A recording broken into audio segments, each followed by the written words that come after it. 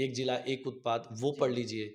कौन-कौन से GI tag फसलों को मिले हैं, इन चीज़ों को थोड़ा-सा पढ़ लिया जाए। अभी इंडिया ने एक बहुत बड़ा जी20 समारोह हम लोगों जी, ने बहुत बड़े लेवल पे आयोजित किया है।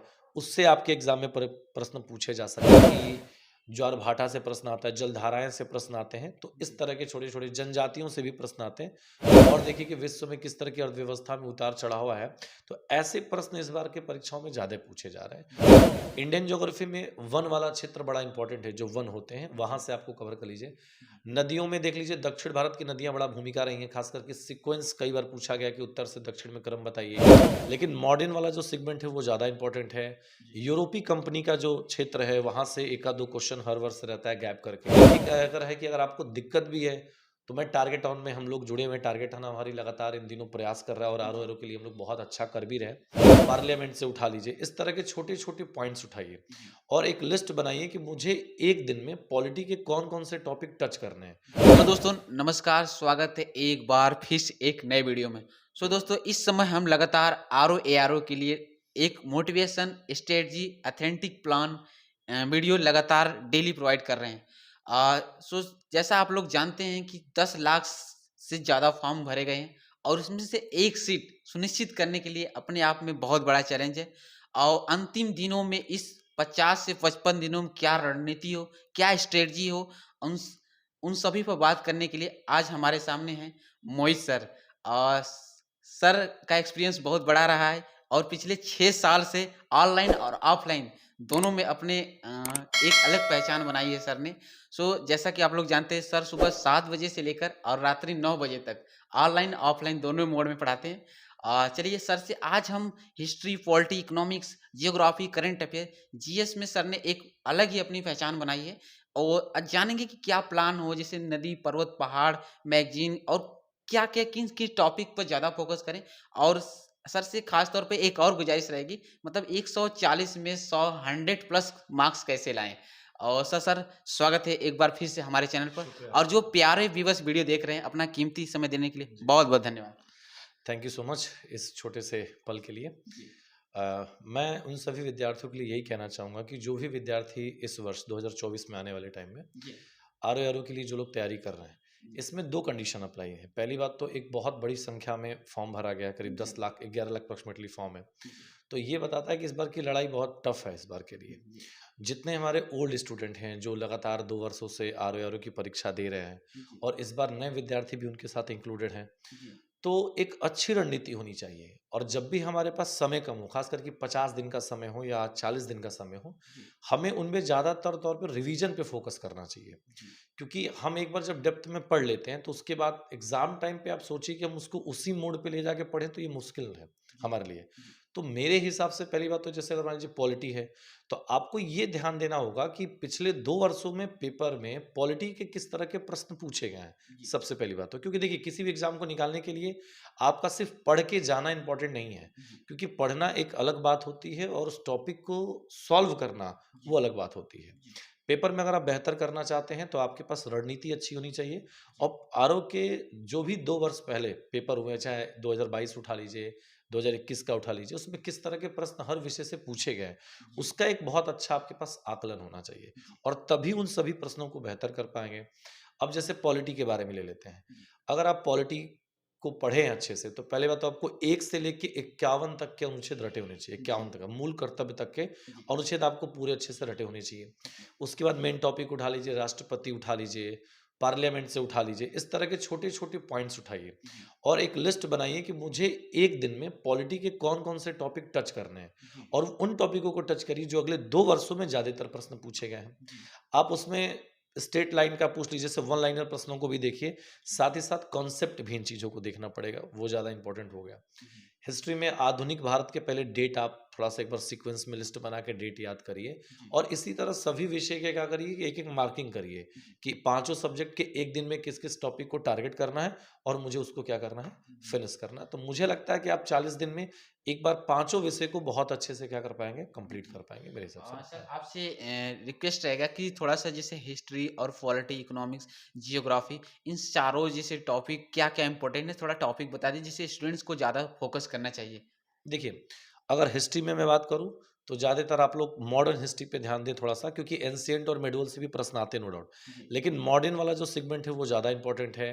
जी, यूरोपीय कंपनी का जो क्षेत्र है वहाँ से एक आध दो क्वेश्चन हर वर्ष रहता है गैप करके। जी, गांधी जी का जो पूरा दौर है आपका, जी, गांधी जी का जी, दक्षिण अफ्रीका से लगा के जब वो इंडिया आते हैं तो किस तरह से उन्होंने चंपारण हो गया, अहमदाबाद मिल आंदोलन हो गया, जी, असे तो ये पूरी की पूरी कनेक्टिविटी जो उनकी रही है, तो जी, ये पूरा उनको तैयार होना चाहिए। एक तो आपको ये पूरी पकड़ होनी चाहिए। जी, जब आप इस पे पकड़ बना लें, तो कुछ तो आपको जो मेन क्रांतिकारी हैं, पार्टिकुलर पर्सन जैसे भगत सिंह हो गए, हुँ, सरदार वल्लभ भाई पटेल हो गए, जी, लाला लाजपत राय है, तो इन लोगों की भी भूमिका क्या रही है और इनसे किस तरह के प्रश्न पूछे गए हैं, तो जी, ये थोड़ा-सा टॉपिक इनको तैयार करना पड़ेगा। जी, और जब ये टॉपिक तैयार कर लीजिए आप लोग, तो आप लोग मेडुअल देख लीजिए, ठीक है? जी, और एंशिएंट के कुछ पोर्शन को देख लीजिए, लेकिन ज़्यादातर आपको मॉडर्न पे ही फोकस करना चाहिए, जी। मेरे हिसाब से। और सर थोड़ा जियोग्राफी के बारे में बताइए। आप एक जियोग्राफी के टीचर भी रहे हैं जी, और बहुत अच्छे-अच्छे सर हम आपसे भी पढ़े थे तो काफ़ी क्वेश्चन हम फ जी, फँसे थे फील्ड में जी। जैसे।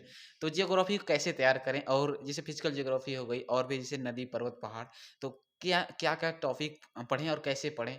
ज़्यादा से चीज़ें याद नहीं रहती हैं। देखिए, ज्योग्राफी के लिए एक समस्या क्या है ना कि अगर आप ज्योग्राफी को थ्योरेटिकल बेस पे पढ़ें, जी, कि सिर्फ़ थ्योरी पढ़ें, जी, तो आपके लिए उस समय तो लगता है कि ठीक है, पर याद नहीं होता। जीएस की सबसे बड़ी समस्या है कि विद्यार्थी आज पढ़ता है, कल भूल जाता है वो। जी, तो ज्योग्राफी को अगर रिवीजन के तौर पे पढ़ना है, तो सबसे पहली हिदायत है कि आपके पास एटलस हैं, विद्यार्थियों के पास एटलस होता है जो ज्योग्राफी जी, पढ़ते हैं। तो आप एटलस उठाइए, स्टूडेंट एटलस, और एक-एक महाद्वीप उठाइए और जी, सभी महाद्वीप में जैसे राजधानी एशिया में आप राजधानी पढ़ लीजिए पूरा, जी, ठीक है? कैपिटल्स पढ़ लीजिए आप जी, उनके। जी, और साथ ही साथ यूरोप कॉन्टिनेंट अगर आप उठा रहे हैं, तो यूरोप कॉन्टिनेंट का जो दक्षिण में भूमध्य सागर है, वहाँ जी, पे बहुत सारे आपके सागर देखने को मिलते हैं। जी, तो वो सारी की सारी चीज़ें आप देख लीजिए। पर ये रहे कि आप एटलस के अकॉर्डिंग पढ़ें। एटलस के अकॉर्डिंग पढ़ेंगे तो आपका रिवीजन स्पीड मोड में होगा। जी, बहुत धीरे-धीरे नहीं होगा और आपको सारी चीज़ें क्लियर होती चली जाएँगी। जी, तो एक तो आपको ये कर लेना पड़ेगा। इंडियन ज्योग्राफी में वन वाला क्षेत्र बड़ा इंपॉर्टेंट है, जो वन होते हैं, वहाँ जी, से आपको कवर कर लीजिए। जी, नदियों में देख लीजिए, दक्षिण भारत की नदियाँ बड़ा भूमिका रही हैं, खास करके सीक्वेंस कई बार पूछा गया कि उत्तर से दक्षिण में क्रम बताइए जी, या दक्षिण से उत्तर में क्रम बताइए, तो एक तो आपको वो देखना पड़ेगा। साथ ही साथ पर्वत, हिमालय वाला क्षेत्र थोड़ा-सा देख लीजिए, जी, पश्चिमी तट हो गया, पूर्वी तट हो गया, नेशनल पार्क हर बार पूछा जाता है, तो ये छोटे-छोटे जो टॉपिक हैं, वो देख लें। जी, और अगर आप फिजिकल ज्योग्राफी की बात करते हैं, तो उसमें पृथ्वी की संरचना बहुत इंपॉर्टेंट है, पूछ दिया जाता है कि पृथ्वी कैसे बनी है, हुँ, उसके बारे में। जितने हमारे सोलर सिस्टम हैं, जो उतने प्लैनेट्स हैं हमारे, उनके बारे में आपको नॉलेज होना चाहिए। जी, और साथ ही साथ आप कह सकते हो कि ज्वार-भाटा से प्रश्न आता है, जलधाराएँ से प्रश्न आते हैं, तो इस जी, तरह के छोटे-छोटे जनजातियों से भी प्रश्न आते हैं। तो जी, इस तरह के सेगमेंट ये लोग कंप्लीट कर सकते हैं, तो मुझे लगता है कि इससे आपका बेहतर हो जाएगा। जी। सर कुछ क्वेश्चन जैसे कि अब बात करेंगे इकोनॉमिक्स के, थोड़ा इसके बारे में भी आप बताइए डिटेल में, देखिए क्योंकि हर टॉपिक पर चर्चा करना बहुत इम्पोर्टेंट है, पॉइंट एग्ज़ाम के पॉइंट ऑफ व्यू से। देखिए, इकोनॉमिक्स एक बहुत ही अच्छा विषय है और ख़ास करके मुझे लगता है कि जितने भी पुराने विद्यार्थी हैं, जी, इकोनॉमिक्स में उनकी अच्छी खासी पकड़ होगी। जो नए विद्यार्थी हैं, उनके लिए चुनौती रहेगी। जी, इकोनॉमिक्स का जो पोर्शन है, आजकल जो पूछा जा रहा है, ज़्यादातर करंट अफ़ेयर से रिलेट करके पूछा जा रहा है। जी, तो अगर आप लगातार आर्थिकी अगर आप पढ़े होंगे, तो आपके लिए अर्थव्यवस्था बहुत आसान होगा आपके लिए प्रश्नों को हल करना। जी, पर वैसे आप 5 ईयर प्लान्स पूरा पूरा पढ़ लीजिए। साथ ही साथ इस समय जो हमारी इंडियन गवर्नमेंट है, मोदी की सरकार है, तो वो किस तरीके के बजट लेकर आया है, उस बजट का क्या प्रोसेस है, वो कैसे आपकी इकोनॉमिकल कंडीशन से जुड़ा है जी, और देखिए कि विश्व में किस तरह की अर्थव्यवस्था में उतार-चढ़ाव है। तो ऐसे प्रश्न इस बार के परीक्षाओं में ज़्यादा पूछे जा रहे हैं। जी, तो मुझे लगता है कि एक बार आप अपने देश में बजट जो पेश किया गया है उत्तर प्रदेश का, भारत का, उस पे थोड़ा-सा देख लें। जी, 5 ईयर प्लान को इन लोग अपना कनेक्ट कर लें। जी, साथ ही साथ और भी जो योजनाएँ ले आई गई थी जी, भारत में, जिस चीज़ को डेवलप करने के लिए, औद्योगीकरण के लिए, वो सारी चीज़ें इन लोगों को देखना पड़ेगा जी। थोड़ा-सा। सर थोड़ा-सा आप करंट के टीचर भी रहे हैं जी, और लगातार करंट अफ़ेयर्स की क्लासेस लेते भी हैं। बिल्कुल, बिल्कुल। तो आई होप कि मुझे आशा नहीं पूर्ण विश्वास है कि हमारी उम्मीदों और स्टूडेंट्स की उम्मीदों पर पूरा खरा उतरेंगे। सबसे पहले सर आपसे हम यही जानेंगे कि करंट अफ़ेयर्स कितने दिन पुराना पढ़ें और क्या-क्या पढ़ें? सारी चीज़ें तो संभव नहीं है पढ़ना। देखिए देखिए, करंट अफ़ेयर एक ऐसा महासागर है जिसको जितना पढ़ा जाए उतना ही कम है, ये तो जी, सिंपल सी बात है। लेकिन आरओ की और एआरओ की परीक्षा में अच्छी बात ये है, जब हम सिविल सर्विसेज़ में एंट्री करते हैं या जी, यूपी पीसीएस में एंट्री करते हैं, जी, तो करंट अफ़ेयर का एक दायरा फिक्स है वहाँ पे। जी, अब जैसे 2022 का 23-24 में आने वाला है, तो पहले तो 2023 का बहुत अच्छे से क्लियर होना चाहिए। जी, जनवरी से लेके पूरा आपका दिसंबर तक का करंट बहुत अच्छे से तैयार होना चाहिए। ज़्यादातर फ़ोकस करिए कि जितनी भी इन दिनों योजनाएँ, जैसे मैं आपको पार्लियामेंट पे चर्चा कर लेता हूँ, हमारा भारत में नया संसद भवन बना है, जी, उससे आपके प्रश्न हो सकते हैं कि आपको आ जाएँगे, तो ऐसी चीज़ों को आपको पढ़ना पड़ेगा। अभी इंडिया ने एक बहुत बड़ा G20 समारोह हम लोगों ने जी, बहुत बड़े लेवल पे आयोजित किया है।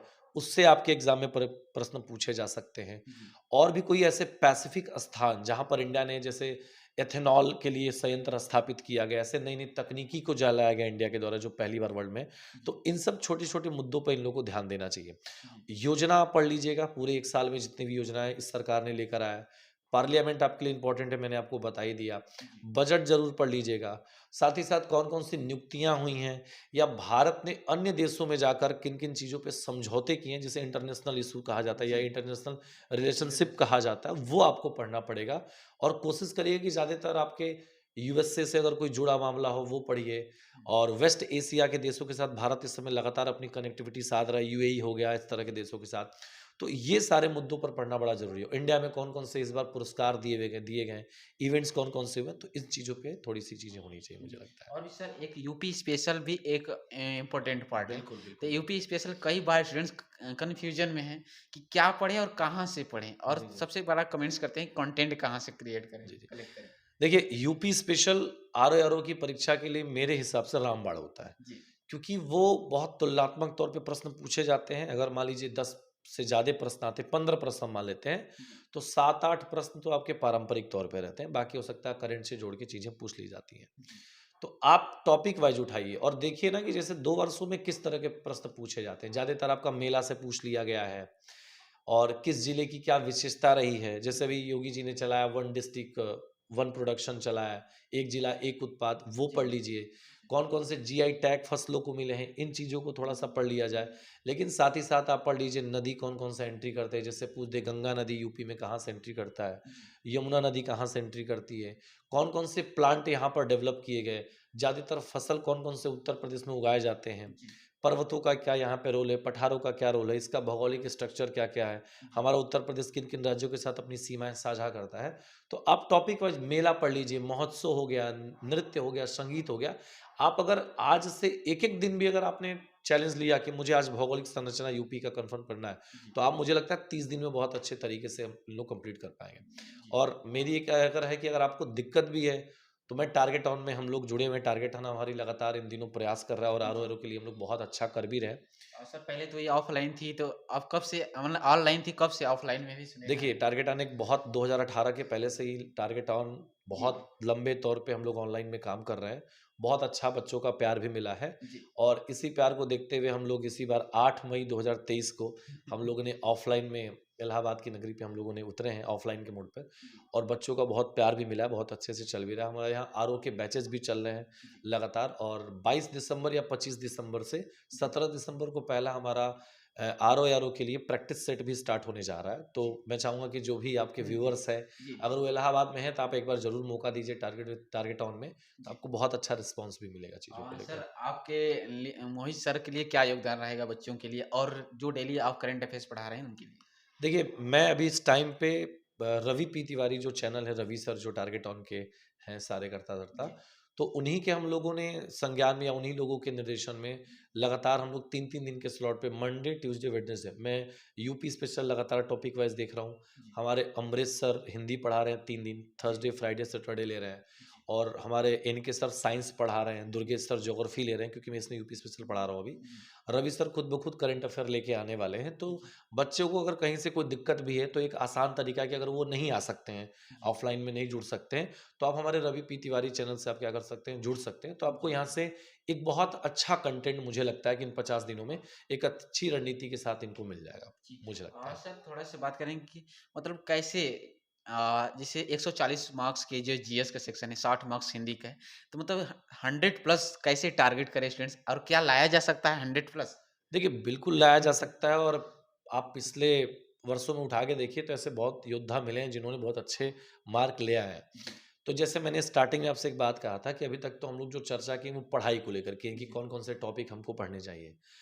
आप टॉपिक भी पढ़िए, लेकिन टॉपिक के साथ-साथ आप पर डे एक प्रैक्टिस सेट तो ज़रूर लगाइए। जी, मेरी इतनी है जी, कि आप पर डे एक प्रैक्टिस सेट ज़रूर लगाइए, क्योंकि जब तक आप प्रैक्टिस सेट नहीं लगाएँगे ना, तब तक आपको इस बात का आभास नहीं होगा कि मैंने इतने महीने से या इतने वर्षों से जो हम पढ़ रहे हैं, जी, उसका कितना अच्छा आउटपुट हमें मिल पा रहा है। जी, क्योंकि हम प्रैक्टिस टेस्ट क्यों देते हैं या किसी चीज़ को हम क्यों देते हैं? ताकि हमें अपनी जो औकात है या जो हम जितना पढ़े हैं, वो हमें पता चल जाए कि हम कितना अच्छा कर पाएँ। जी, तो प्रैक्टिस सेट तो इन लोगों को ज़रूर देनी चाहिए। जी, और इन 60 दिनों में आपके कौन-कौन से पोर्शन बहुत वीक रहे हैं। जी, हर 3 साल से आज तैयारी कर रहे हैं या जो नया बच्चा है, वो ढूँढे कि हमारा जीएस में कौन-सा पोर्शन बहुत वीक है, जिस जी, पर हम बार-बार क्या कर रहे हैं, मार्क पीछे लेके चला रहा है। पहले उन टॉपिकों को इन लोगों को तैयार करना चाहिए और प्रैक्टिस सेट लगातार देनी चाहिए। जी। और सर थोड़ा टेस्ट सीरीज को लेकर गाइड करेंगे, टेस्ट सीरीज कैसे सॉल्व करें और क्या दिन में कितने बार टेस्ट सीरीज लगाएँ?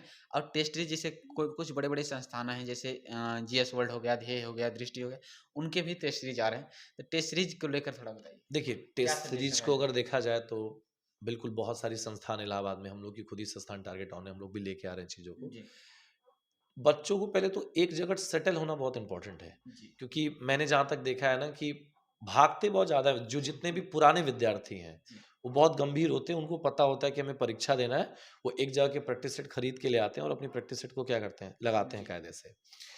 जो नए विद्यार्थी होते हैं, उनमें थोड़ा-सा ओझलपन होता है और वो भागते हैं, तो मैं यही कहना चाहूँगा सभी विद्यार्थियों से कि अगर आप मार्केट में कोई चीज़ें अगर आई हैं आपकी, जी, तो आप वो खरीद के आप अपने कमरे पर लगा सकते हैं। जी, और नहीं, तो हमारी भी संस्थान टारगेट ऑन लेके आ रही है, आप उससे भी जुड़ के प्रैक्टिस सेट एक बेहतर तरीके से कर सकते हैं। जी, पर दिन में एक ही प्रैक्टिस सेट लगाइए, जी, क्योंकि अगर आप दिन भर प्रैक्टिस सेट ही लगाते चले जाएँगे, तो फिर आपको एक तौर पर रिवीजन करने का मौका नहीं मिलेगा। जी, तो आप दिन भर में 3 से 4 घंटे एक विषय को उठाइए और कोशिश करिए कि इसको 5 दिन में इन टॉपिकों को खत्म करना और उसको पढ़ के खत्म करिए। जी, और प्रैक्टिस सेट अपना रूटीन पे लगाइए। करंट अफेयर पर डे आपको करना पड़ेगा। उठाइए पूरी जनवरी से और 3-3 जनवरी को टारगेट करिए और खत्म करिए इस तरीके से पढ़ के। तो ये जी, मुझे लगता है कि एक अच्छी रणनीति है। जी। इससे आप लोग 100 प्लस मार्क ले आ सकते हैं। जी। जी। सर एक लास्ट क्वेश्चन, कई बार स्टूडेंट्स डिमोटिवेट भी होते हैं कि मतलब टेस्ट सीरीज सॉल्व करते हैं, कोई ज़्यादा मार्क्स आते नहीं 50, 40, 45, तो उनके लिए क्या सजेशन रहेगा? कैसे अपने आप को इस मेंटली प्रिपेयर रखें? देखिए, पहली बात तो डिमोटिवेट होना नहीं चाहिए। कारण जी, ये है कि देखिए, जब कभी-कभी होता है कि हमारी तैयारी बहुत अच्छी है। जी, ध्यान से समझिए, हमारी तैयारी बहुत अच्छी है, मैंने बहुत अच्छे से पढ़ा-लिखा है। जी, लेकिन कभी-कभी क्या होता है कि जब हम प्रैक्टिस सेट देते हैं, जी, जो प्रीवियस ईयर के क्वेश्चन है आप वो कर लोगे। जब कोई संस्थान ऑलरेडी कराता है, तो वो टफ से टफ प्रश्नों को रखता है। जी, तो अगर आप उसमें नहीं कर पा रहे हैं, तो इस बात से हताश मत होइए, बल्कि ये देखिए कि जितनी चीज़ें हमने पढ़ी थी, वो प्रश्न तो हमने कर लिया। ये ऐसे कौन से प्रश्न रह गए जिसे हमने पढ़ा नहीं और हमने समझा नहीं और मैं इस प्रश्न को नहीं कर पा रहा हूँ। जी, तो उस प्रश्न पर बल्कि बच्चों को ढूँढना चाहिए, जितने विद्यार्थी हैं कि उस प्रश्न पे सोचना चाहिए कि ये टॉपिक से कैसे छूट गया मुझसे। जी, उस पर इनको अपनी पकड़ बनानी चाहिए। जी, क्योंकि अगर आप टफ चीज़ों से अगर गुज़रे रहेंगे ना, तो परीक्षा में अगर आपके चाहे पेपर किसी भी मोड पे है, आप जी, बहुत रिलैक्स रहेंगे, क्योंकि ये आपको पता होगा कि मैं इस लेवल के क्वेश्चन से पहले ही गुज़र चुका हूँ, तो जी, आप परीक्षा में बेहतर कर पाएँगे। तो मेरा यही सजेशन है कि अभ्यास जब भी आप करते हैं किसी भी चीज़ का, जी, तो उसमें अच्छी बात है कि आपके सामने कमियाँ निकल के आती हैं, क्योंकि आपको ये आभास हो जाता है कि मेरे अंदर कमियाँ हैं और मुझे सुधारने का मौका मिला है, ताकि मैं इस परीक्षा में और बेहतर कर पाऊँ।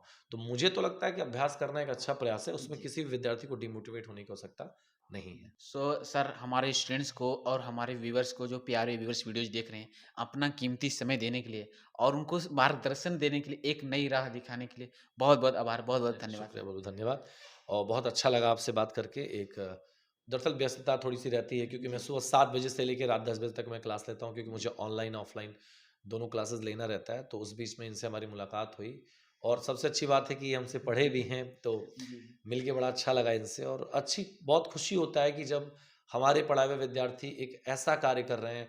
भाई, ऐसी बात नहीं कि ये, पर ये एक अच्छा कार्य है कि आप लोगों तक एक अच्छा मैसेज पहुँचाना, जहाँ विद्यार्थियों के पास कोई रिसोर्स नहीं है, कैसे पढ़ा जाए। जो इलाहाबाद में बच्चे हैं, वो लगातार किसी न किसी संस्थान से जुड़े हैं, जी, किसी न किसी टीचर से जुड़े हैं। पर ऐसे भी बहुत विद्यार्थी हैं जो ग्रामीण क्षेत्र के हैं, फॉर्म भरे हैं, वो यूट्यूब पर ही आश्रित हैं। तो जी, आप उनके लिए एक बहुत अच्छा कार्य कर रहे हैं, ठीक है?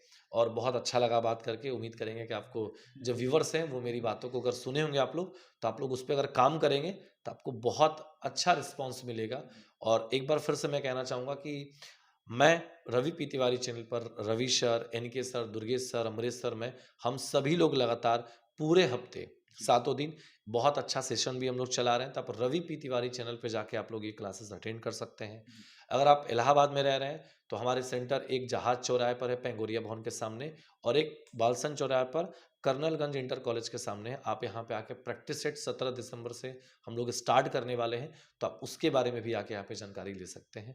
बाकी अगर आप ग्रामीण क्षेत्र के हैं, तो जो मैंने चीज़ें आपसे कही हैं, आप उस पर काम करिए, आपको बहुत अच्छा रिस्पॉन्स आपको मिलेगा। जी। सो फ्रेंड्स, वीडियो कैसा लगा कमेंट्स बॉक्स में ज़रूर बताइएगा। और जो क्लासेस सर जैसे बताया रवि पी तिवारी चैनल पर, आप जाकर निःशुल्क यूट्यूब चैनल पर देख सकते हैं। और आई होप कि यह वीडियो आपको काफ़ी पसंद आएगा। आगे चलकर भी कमेंट्स में बताइएगा। तो एक दो वीडियो चलाते रहेंगे ऐसे ही। और चलिए मिलते हैं किसी नए वीडियो के साथ। तब तक के लिए जय Hind, Vande Mataram. All the best in सभी विद्यार्थियों के लिए।